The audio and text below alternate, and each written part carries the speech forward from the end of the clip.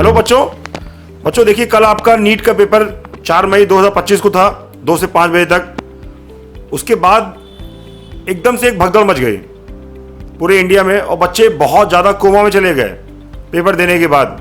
कई बच्चे को हमने फ़ोन किया, लगातार उनके फ़ोन नहीं उठ रहे हैं। और फिजिक्स का जब हमने पेपर देखा बच्चों, तो स्पेशली सर विमल सर, फिजिक्स का पेपर ऐसा था जो मुझे लगता है कि अभी तक जब से नीट स्टार्ट हुआ है सर, तब से देखिए स्टूडेंट्स, ऐसा होता है सर कि जो बच्चा फिजिक्स जानता है, जिसने पहले टेस्ट के दौरान अच्छा स्कोर कर रखा होता है, तो वो कॉन्फिडेंट होता है। पहले तो बायोलॉजी का भी जो जिन बच्चों से मेरी बात हुई और जो अच्छा स्कोर कर रहे थे अपने यहाँ पे भी, उन्होंने बायोलॉजी में भी बहुत ज़्यादा समय दे दिया। जो समय बायोलॉजी और केमिस्ट्री से बचता है वो बच्चा फिजिक्स में लगाता था, जनरली ये करता है। उसके बाद जब वो फिजिक्स में पहुँचा तो उसमें लेंथ बढ़ती चली गई। जो मैंने अपना इवैल्यूएशन किया है उसमें जो बच्चा कर सकता था इजीली, वो 18 क्वेश्चंस थे। वो भी तब जब आप एक छोड़ करके चुन करके क्वेश्चंस कर रहे होते। बहुत बढ़िया से आपका तैयार, तब वो आपका तैयार हो, तब आप उन क्वेश्चंस पे अटैक कर सकते थे जो आपसे निकल जाते। ऐसे 18 क्वेश्चंस थे। 18 क्वेश्चंस इजी लेवल पे थे। जो बच्चे पहले बायोलॉजी और केमिस्ट्री में समय ज़्यादा लगा करके आए थे और वो करते तो अपना 18 क्वेश्चन इजीली कर लेते। उसके बाद 11 क्वेश्चंस मॉडरेट हैं। मॉडरेट का मतलब ये हुआ कि you have to apply brain. जब आपने पहले पूरा देखा कि आपका स्कोर उस लेवल पे नहीं आ रहा है, तो जाहिर सी बात है कि उसका मनोबल डाउन हो जाता है बच्चे का। फिर वो क्वेश्चंस भी उससे नहीं निकलते हैं जो उससे पहले निकल रहे होते थे इजी माइंड में। तो इस हिसाब से 11 क्वेश्चंस मॉडरेट में भी कैलकुलेशंस बढ़ गई। और मैं सर बताऊं, मुझे ताजुब ये हुआ कि जैसे जेई मेंस का पेपर हुआ 2025 में, दोनों जनवरी और अप्रैल वाला 24 में हुआ, मतलब आउट ऑफ वे क्वेश्चंस कुछ डाल दिए एनटीए ने। और सिर्फ इसलिए मुझे लगता है कि वो 720 में 720 ना अचीव कर पाए। मतलब बच्चों का मेन टारगेट, उनका मेन टारगेट ये था कि आपको 720 ना अचीव कराना उनका मेन टारगेट था। तो कुछ क्वेश्चन आउट ऑफ वे भी डाल दिए। जैसे कुछ क्वेश्चन जो पैटर्न था वो जेई मेंस का और एडवांस के लेवल, मैं बता तो रहा हूँ सर, ये टफ क्वेश्चन 16 डाल रखे हैं। टफ क्वेश्चन का मतलब ये हुआ जिसमें मैथमेटिकल कैलकुलेशन भरी पड़ी है। अगर आप एक क्वेश्चन जैसे मान लीजिए कैपेसिटर का एक आया हुआ है, उसमें 2 डाइलेक्ट्रिक रख दिए जिसका कैपेसिटेंस बहुत स्ट्रांग होता है, अटेम्प्ट करना शुरू किया 20-15 मिनट ले जाएगा। एक्यूरेट निकालना चाहता है ना बच्चा, तो एक्यूरेट निकालेगा। जो आप निकाल रहे हो आंसर टैली कर रहा है उसमें, तो एक्यूरेसी मिलेगी तो टाइम बच चला जाएगा। जब टाइम चला जाएगा तो आप ज़्यादा नंबर ऑफ क्वेश्चंस नहीं कर पाएंगे।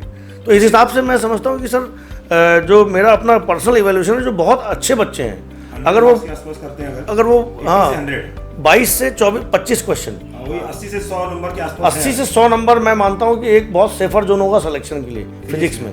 ये मेरा इवैल्यूएशन है। और 2-3 बच्चों से जिनसे मेरी बात हुई है, उन्होंने भी इसी के आसपास किया है, जो बहुत ही अच्छे स्कोर कर रहे थे यहाँ पे हमारे टेस्ट में। जो 720 में 700 तक स्कोर किया। जो ओजा क्लासेस के बच्चे टेस्ट दे रहे थे, तो लगातार हम लोग बच्चों को बोल भी रहे थे कि जेई मेन की प्रैक्टिस कर, क्योंकि इस बार 12th का जो फिजिक्स का पेपर था वो भी एग्जैक्टली सर, हम लोग इस मामले में लकी हैं कि हमारे कुछ बच्चे जिनको हम लगातार, हमारे यहाँ कम से कम 80 से 90 पेपर हुए। और 80 से 90 पेपर में हम लोगों ने बहुत सारे क्वेश्चंस वो डाले थे जिससे कि बच्चा आईना देखता रहे, जिसको ये लगता रहे कि हाँ मैथमेटिकल कैलकुलेशन बढ़ सकती है। किसी भी पॉइंट ऑफ टाइम पे फिजिक्स का पेपर टफ बन सकता है। 7-8 क्वेश्चन बच्चे उतारे हमारे टेस्ट सीरीज के फंसे। हाँ 7-8 क्वेश्चन तो करेंसी का एज इट इज फंसे हैं बच्चों। तो मैं ये मानता हूँ कि आप फिजिक्स का जो लेवल है वो, आप एक चीज़ और भी मैं आपको बताऊँगा सर। देखिए, चाहे बच्चा जेई का हो या चाहे बच्चा मेडिकल का हो, बुक तो उसकी सेम है ना। हमें लेवल तो वही अचीव कराना पड़ेगा जिससे सिलेक्शन हो रहा है। फिजिक्स सीखनी है मतलब मैथमेटिकल स्किल बढ़ानी पड़ेगी। और एनटीए ने इस बार ये साबित कर दिया है कि आप इस सब्जेक्ट को हल्के में नहीं ले सकते। तो ये है कि आप फिजिक्स में अगर 80 से लेकर के 100 के बीच में ला रहे हैं, तो आपका सिलेक्शन बहुत ज़्यादा चांसेस है कि आप उसमें चले जाएंगे। सिलेक्शन आपका होने के चांस बढ़ जाएंगे। मेरे ख्याल से आपका जो सर, मेरा इवैल्यूएशन ये है कि आप 80 to 100 के 82 विमल सर बोल रहे हैं फिजिक्स में बेटा 80 से अगर 100 सही है, केमिस्ट्री में आप फिजिक्स में स्कोर कर रहे हैं, तो आप एक सेफर जोन में है सिलेक्शन के लिए, आप सेफ साइड में है। पैनिक करने की जरूरत इसलिए नहीं है कि मेरे ख्याल से बच्चों सभी का खराब गया है। जिन बच्चों ने 22 से लेकर के 22 प्लस कर लिया है, अगर 22 क्वेश्चन भी किया है अगर आपने, तो मैं ये मानता हूँ कि आपका सिलेक्शन रेंज में आप आ जाओगे। हाँ, फिजिक्स की वजह से सिलेक्शन नहीं रुकेगा। टफ तो सबके लिए हुआ ना, सबके लिए है। तो आप लास्ट ईयर की मेरिट से कंपेयर मत करिए इसको। लास्ट ईयर का पेपर बहुत आसान था बेटा, इस बार का पेपर अभी तक जब से नीट स्टार्ट हुआ मुझे लगता है सर, जब 2016 से कोविड हुआ था उसके बाद से एनटीए ने अपने स्टैंडर्ड को गिराया था। और जिस फिर वजह से आप देखिए ना 720 में 720 पहले भी सर कहाँ आते थे। नहीं आते। मैं 2016 की बात करूं तो बच्चे हमारे 629 पे एम्स पाता है। हाँ 2016 का नीट जो पार्ट सेकंड था दूसरा वाला, तो उन बच्चों को उसका भी एहसास स्टैंडर्ड हुआ था। कि हमने पेपर लिखा और मुझे सर याद है कि उस समय 498 मार्क्स पे 8000 रैंक थी 2016 में। हाँ, 498 पे बिल्कुल वैसे ही पेपर का लेवल अच्छा है। बच्चे हाँ, अच्छे पुराने हैं। सिस्टम पे फिर से आ रहे हैं। जो बच्चे अच्छे हैं और जो स्कोर कर रहे हैं 530 प्लस, मेरा ये मानना है 540 प्लस, तो वो एक सेफर जोन में उनका सिलेक्शन होना चाहिए। एसपी सर आप बताइए केमिस्ट्री का पेपर में एक एवरेज बच्चा और सिलेक्शन के क्या मार्क्स होने चाहिए? सर जो हम लोग केमिस्ट्री में इवेलुएट कर पा रहे हैं, जो पेपर का पैटर्न इस बार देखने को मिल रहा है, इस अकॉर्डिंग जहाँ तक हम लोग देख पा रहे हैं कि भाई बहुत ढेर सारे क्वेश्चन सर हमारे पास क्या हुआ कि जो रीजन असर्शन के आ गए। और रीजन असर्शन का जो क्वेश्चन आया वो कोई भी एक क्वेश्चन ऐसा नहीं रहा कि जो आप 1 मिनट के अंदर आप उसको पढ़ के आसानी से कर पाएं। या फिर मैचिंग कॉलम का जितना भी क्वेश्चन आया, मतलब हमारा ये है कि भाई आप अगर समय देंगे 1 मिनट से ज़्यादा तब आप उसका एक्यूरेट आंसर ले आएंगे। और अगर आपने स्पीड बढ़ा ली तो आप कहीं ना कहीं नेगेटिव में चले जाएंगे। तो जिस बच्चे ने अगर नंबर ऑफ क्वेश्चंस का अटेम्प्ट ज़्यादा किया या बहुत स्पीड में करने का प्रयास किया, उनके लिए ये नुकसान हुआ होगा। मतलब टाइम कंज्यूमिंग ज़्यादा था पेपर। कंज्यूमिंग था, प्रॉपरली एक आपको पूरा समय देना था तब इसके आंसर। नहीं था लेकिन टाइम कंज्यूमिंग। हाँ टाइम कंज्यूमिंग था, तो एक minimum क्योंकि सर कितना एक बच्चे ने अगर इस पेपर को करना होगा तो लगभग मान लीजिए कि इस 45 क्वेश्चन को करने में अगर वो हर क्वेश्चन के साथ अपना प्रॉपर टाइम दे, क्योंकि इसमें हमने जो इवेलुएट किया लगभग आप मानिए कि 12 से 10 क्वेश्चन तो फिजिकल के हैं। अच्छा, फिजिकल केमिस्ट्री का Last और year फिजिकल थोड़ा का, कम थे ना सर? हाँ फिजिकल के लास्ट ईयर कम थे।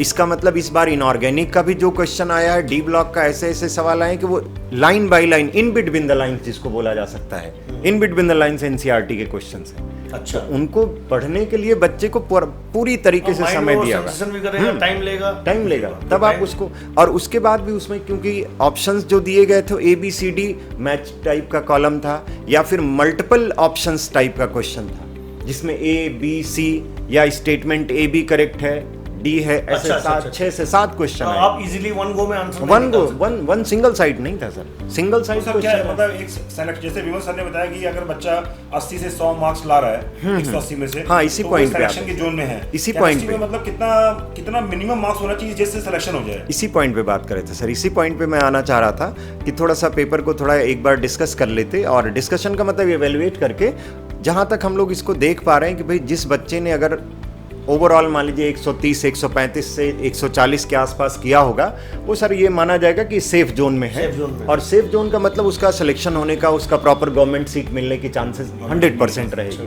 उसके बाद हाँ 140 130 के बीच का जो भी वेरिएशन आएगा, इसी में प्लस माइनस जो भी चल जाएगा, लेकिन अप्रोक्सीमेट जो एक बच्चा लाएगा वो लगभग इतना नंबर लाएगा, तो उसके पास एक सेफ साइड है, केमिस्ट्री में वो सेफर जोन पूरी तरीके से। हाँ 140 मान लीजिए 130 प्लस में वो एकदम सेफ है।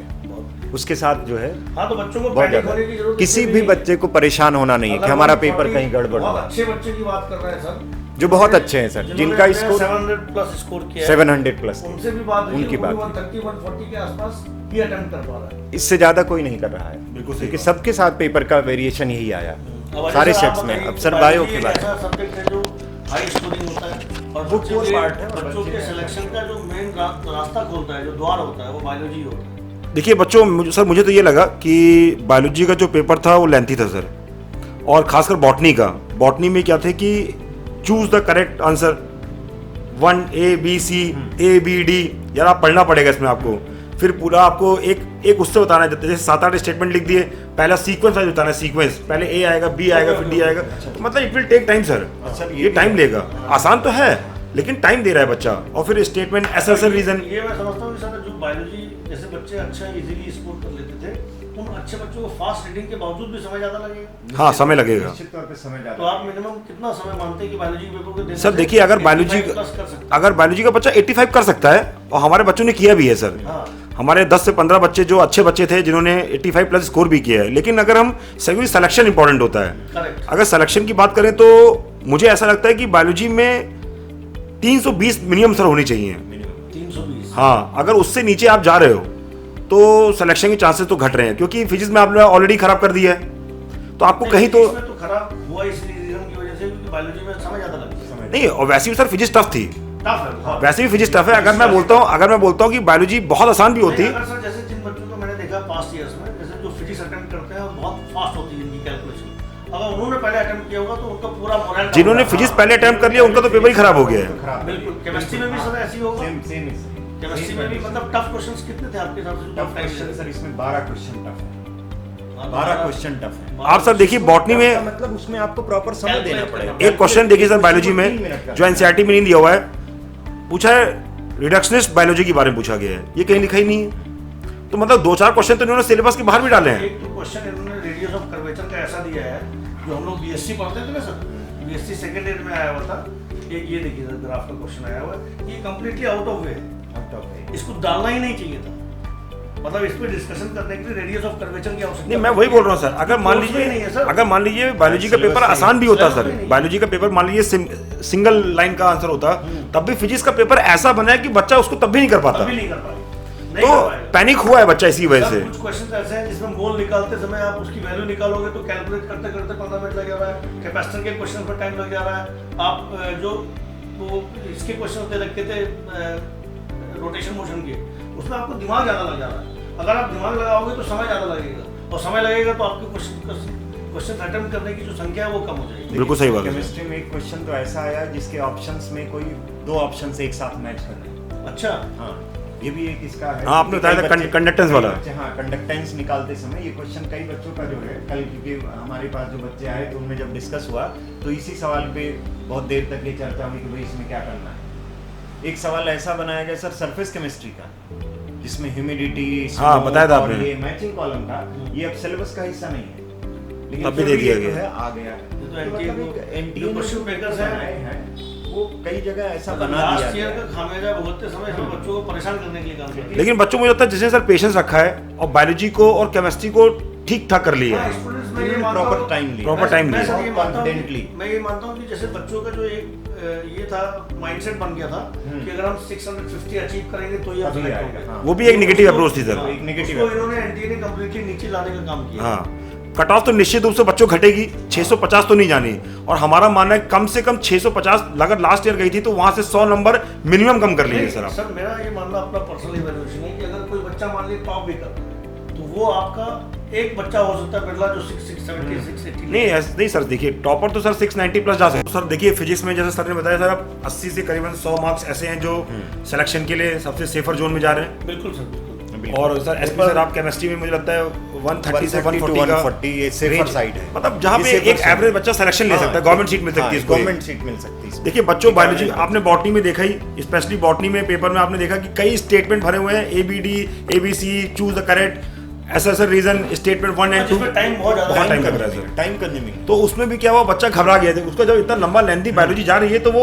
उसमें भी छोड़ के उसको लगा मैं फिजिक्स केमिस्ट्री कब करूंगा, जो आसान पार्ट है वहाँ तो वहां पर भी वो पैनिक हुआ है। सर मैं ये मानता हूँ कि जैसे जिसने मेंटल बैलेंस मेंटेन किया होगा वो अच्छा काम रहा होगा पूरे पेपर में। ये निश्चित रहा कि सर देखिए मुझे मेरा तो ये मानना है सर कि देखिए सर प्रॉपर जो मेंटोरशिप थी जो हम लोगों ने, देखिए मैं इसलिए नहीं बोल रहा हूँ बेटा कि हर कोचिंग अपने बारे में बोलता है सर, लेकिन मुझे ये बोलते हुए बिल्कुल फर्क, देखिए सर सबके सामने ही बोल रहा हूँ, एक प्राउड हमारे लिए ये बात होती है कि हम साल भर डे 1 से पेपर जैसा आया है वैसा ही फ्रेम भी करते हैं। और जो भी आप ओझा क्लासेस के बच्चे से लखनऊ में अगर मिलेंगे भी तो देखिए बच्चा वो यही बोलेगा कि बिल्कुल पेपर का पैटर्न वैसा ही है। नहीं वो तो बच्चे ने फिजिक्स में आके बोला सर, हर बच्चे ने, क्योंकि जो हम ऐसे बनाते ही हैं। कल रात में बच्चे यहाँ पे जब आए थे तो वो यही बोल रहे थे सर बहुत आसान की प्रैक्टिस कराना और एग्जाम में एकदम डिफिकल्ट आ जाए। नहीं आसान का मोरली कभी एक आध क्वेश्चन हम वो करते हैं बीच में, लेकिन टेस्ट सीरीज में जो हम लोगों ने किया था उससे बहुत, तो इसीलिए बहुत सारे एवरेज बच्चे हमारे ऐसे हैं जो 5 बहुत, देखिए 500 प्लस अच्छा स्कोर तो नहीं बोलते, लेकिन इस साल 500 प्लस भी अच्छा स्कोर है सर।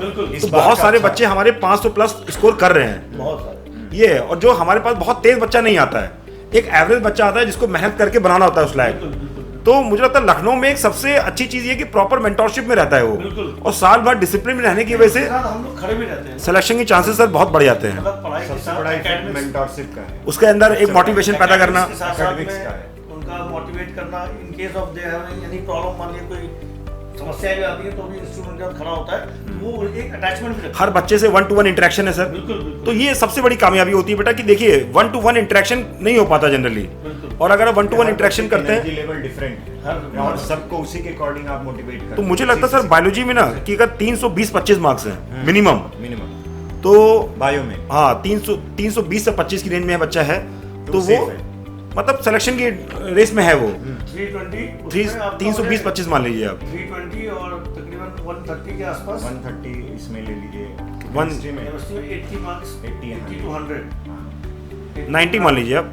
90 आप मान लीजिए एवरेज निकाल के, तो 9 and 3 12 40 540 सर, 540 देखिए बेटा हम लोग 520 540 plus minus sir. 540 10% plus minus. हाँ आप 540 मतलब हमारे हिसाब से देखिए बहुत बड़ी बड़ी बातें करने से फायदा नहीं है, लेकिन 540 आप अगर उसके आसपास कहीं हैं जो कि 100 नंबर पिछली बार से मेरे हिसाब से तो कम जाएगी सर। एग्जैक्टली। तो आप सिलेक्शन की रेस में हैं बच्चों, बिल्कुल टेंशन मत लीजिए, निराश मत होइए और पेशेंस बना के रखिए। सभी का खराब गया है, आप आराम से आप रिलैक्स करिए, रेस्ट करिए, आपने साल भर मेहनत करिए, थोड़ा एंजॉय करिए, खुश रहिए बच्चों।